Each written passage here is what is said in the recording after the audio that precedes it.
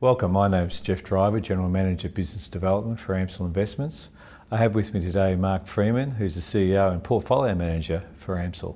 So Mark, we've just announced our full year result for AMCIL for the financial year 2023. We saw a strong increase in income and profit, 7.6 million up from 6.1 million when you exclude the merger dividend from the BHP Petroleum Woodside merger last year. What were the main reasons for the increase in income over the financial year? Well, our exposure to Westpac, so we've seen improvements in bank dividends overall. We built up our exposure to NAB as well. And Macquarie's been a big part of the portfolio for some time, so they all had improvements in income. Stocks like Transurban, Woodside, we also had some improvements, and some new stocks such as Medibank coming into the portfolio, and ALS also added to the income we received. Perhaps you could recap on the investment style of AMCIL and how it looks to manage the portfolio, and what that meant for the performance for the year. The objective of AMCIL is really run a more focused portfolio, so a number of stocks, somewhere between 30 to 40, have a real focus on the companies that we think are high quality businesses, and then look for sort of price dislocations or points of value within those stocks to add them to the portfolio. So a lot more focus around our quality criteria. I suppose that translates into looking for value at particular points of time. How do you sort of seek out value, particularly for the AMCIL portfolio? Yes, there's probably sort of three ways we could think about it. In any stock, over time, there are events that can occur that causes prices to weaken. We're fundamentally a long-term investor, so we think about businesses over that long period, but share prices can move up and down, and so often periods of bad news, if we think it's just shorter term in nature, can present some really interesting opportunities. Also coming into a stock that's still developing the story, we can often look at those again, taking that longer term lens and say there's still value. And there are from time to time capital raisings that can be done at attractive prices that can provide opportunities to buy at value as well. I suppose in that context, the portfolio did underperform over the 1 year period. Resources were very strong, I think up 23% for the year. So do you want to comment on sort of what, apart from that, what actually drove some of that underperformance for the year? Yeah, sure. So, I mean, the resources are a big part of the Australian market. We have a bias towards probably more industrial stocks. We do have some resource exposure, but it's not to the level of the index. So when resource stocks are running hot, there's a fair chance we will underperform. We also had a bit of weakness in some of our large established holdings, such as CSL, Transurban, Main Freight. We're a little bit weaker, but we still think they're very strong businesses to hold for the long term.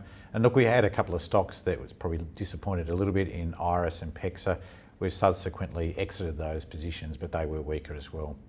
So you mentioned Medibank Private as one of the sort of major changes we made for the portfolio in the second half of the financial year. What were the other sort of adjustments that you made for in AMCIL, I should say? Yeah, we're just starting with Medibank. Look, that's more of a stalwart type business. Growth is probably slower, but there was a significant price dislocation. There was a cyber event which caused the price to sell off quite significantly, and that really brought that company into the spotlight.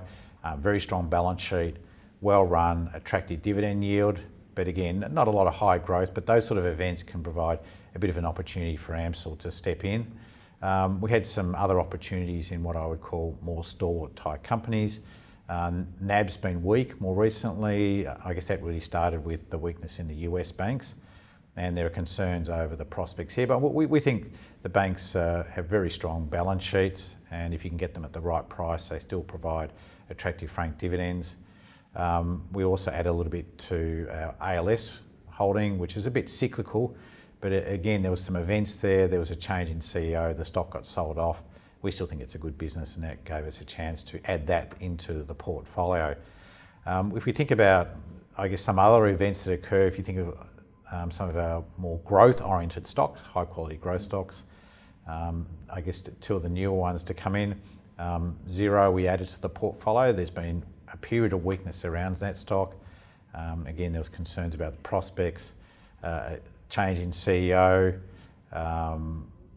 sort of the lack of profitability. But what we saw with the new CEO coming in, some announcements around cost cutting, we think it's a great business. So that gave us that weakness in the share price to buy a good quality business when we saw value. We added a small amount to WiseTech.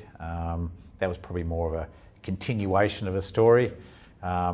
We put a little bit in Gentrack as well. Again, a continuation of a story where we think there's still a long runway not being appreciated by the market. And there was probably a couple of other stocks where we saw a little bit of weakness. ARB had a bit of weakness, so we added to that as well. As I touched on before, there were a couple of capital raisings, which gave us again a chance to buy good companies or add to our positions. So Macquarie Telecommunications did a capital raising. We think that's a really interesting business. They operate primarily data centres. They're expanding their business in Sydney. They needed more capital. They've typically run a very conservative balance sheet. It's what we call an owner-driver business. We think it's well run. That was a great opportunity. And Carsales also did a capital raising. They've made some acquisitions over the last couple of years. They wanted to strengthen their balance sheet. We thought that was an attractive price. So we participated in that. So in the nature of AMCIL's portfolio, it's a little bit more active in the market than perhaps some of our other companies. What do you see as the outlook for the market, and how you're looking to sort of manage the portfolio over the next 12 months? We're still a bit cautious, really.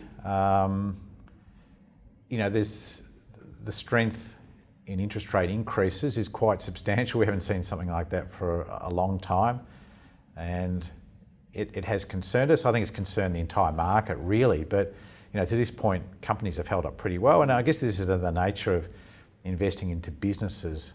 Businesses are not stagnant. They're constantly moving and adjusting to the times. In a way, we're really seeing interest rates back to where they've been more over the long term, a couple of hundred years of history, rather than thinking they're excessively high. And we've managed through that before, and we think businesses will manage through it again. So, don't lose faith in the ability of companies to actually adjust their models, adjust their cost base to get through these times. But we're still expecting some slowdown, because it's been quite a significant change, and markets have generally held up pretty well. So I guess our opportunity is to just keep looking for these price dislocations in quality companies and make sure that we really take advantage of those opportunities. And in fact, there was another one I did touch on earlier, was a company called IDP Education. That's actually a new stock to the portfolio, and it's quite a reasonable investment for us. Again, a significant price dislocation. They run essentially two businesses. One's an English language testing. It's a global business. One's a student placement business. One of the markets they sell into said they were going to open up to competition, which is Canada.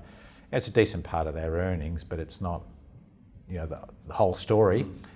We think the bigger story is really about student placement, but it caused the share price to fall substantially. And again, we look at that and say, well, we think the market's overreacted in what is a very high quality company, high return on capital, strong balance sheet, it's ticking all the boxes.